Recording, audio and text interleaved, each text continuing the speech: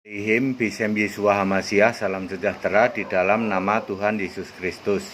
Bersama saya Pendeta Henry Tandianta MBS. Cepat saja ya, judulnya begini. 7 bukti Yesus fisik adalah Bapa yang kekal. 7 bukti Yesus fisik adalah Bapa yang kekal. Saya bacakan ya. Nomor 1, apanya yang kekal? Wong Yesus fisik kok kekal? Yang kekal adalah rohnya. Yesaya 63 ayat 16, Bapa adalah Allah, sedangkan Allah adalah yang terdahulu, yang terkemudian. Di dalam Yesaya 44 ayat 6. Yohanes 4 ayat 24, Allah adalah roh. Berarti Bapa adalah roh, adalah Allah yang bergelar, yang terdahulu, yang terkemudian. Itu adalah Bapa di Perjanjian Lama. Di Yesaya 63 ayat 16 adalah Allah yang bergelar, yang terdahulu, yang terkemudian. Yesus lahir oleh roh Allah, bener dong. Roh Bapa, Roh Kudus, bener dong, betul. Lukas 1 ayat 31. Maka Yesus fisik itu rohnya bergelar Bapa yang kekal. Kalau tidak pakai Yesus fisik manusia, maka gelarnya adalah Bapa, yaitu Allah yang terdahulu, yang terkemudian. Tapi karena pakai fisik manusia, maka gelarnya Bapa yang kekal, ya. Jika masih sulit memahami, tenang ya, lanjutkan ya. Nomor 2, Yesaya 9 ayat 5, seorang anak yang telah lahir, seorang putra, yaitu punya gelar, putra ini kan artinya Yesus fisik, punya 4 gelar ya, penasehat, ajaib, Allah yang perkasa, Bapa yang kekal, Raja damai. Nomor 3, gelar Allah yang perkasa belum terjadi saat Yesus manusia, barulah kelak digenapi setelah Yesus naik ke surga. Allah yang perkasa artinya yang maha kuasa, Wahyu 11 ayat 17. Nomor 3, nomor 4 mestinya ya, gelar penasehat ajaib atau penasihat ajaib belum terjadi saat Yesus manusia. Penasehat ajaib terjadi, artinya kan Yesus roh, terjadi ketika digenapi di kitab Wahyu. Wahyu 2 ayat 7, 11, 17, 29. Wahyu 3 ayat 6, 13, 22. Nomor 4, gelar Raja Damai ya. Belum terjadi saat Yesus manusia, baru digenapi di Wahyu 20 ayat 4. Zakaria 14 ayat 9, kelak di kerajaan 1000 tahun. Nomor 5, karena Yesus fisik bergelar Bapa yang kekal, maka Yesus menyuruh muridnya berdoa dan menyembah kepada Bapa yang tidak kekal, yaitu Bapa kiasan Yesus. Yohanes 16 ayat 25.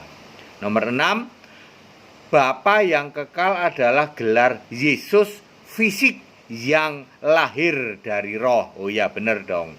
Ketika Yesus fisik ini sudah naik ke surga, maka Yesus yang fisik lahir dari roh berubah menjadi roh tanpa tubuh fisik. Tentu Yesus roh yang tanpa tubuh fisik tidak lagi memakai gelar Bapa yang kekal, tetapi perhatikan, kembali lagi memakai gelar Allah yang terdahulu, yang terkemudian. Ini baru klop.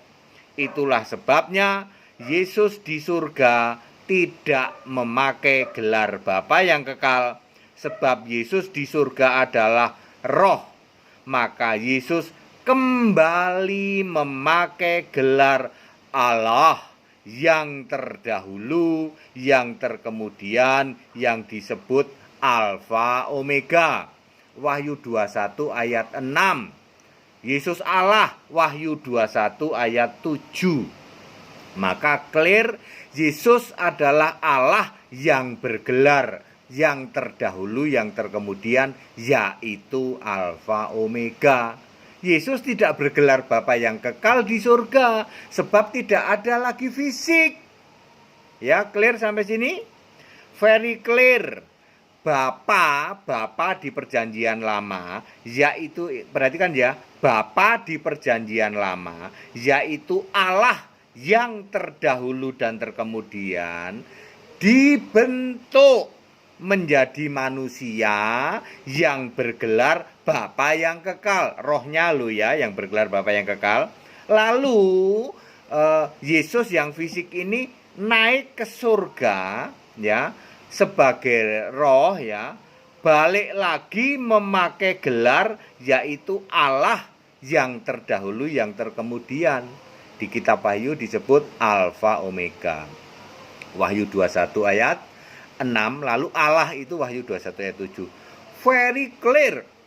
Super very clear gitu. Anda yang tidak bisa ini ya saya bingung. Saya bingung sendiri. Very clear begini kok ya.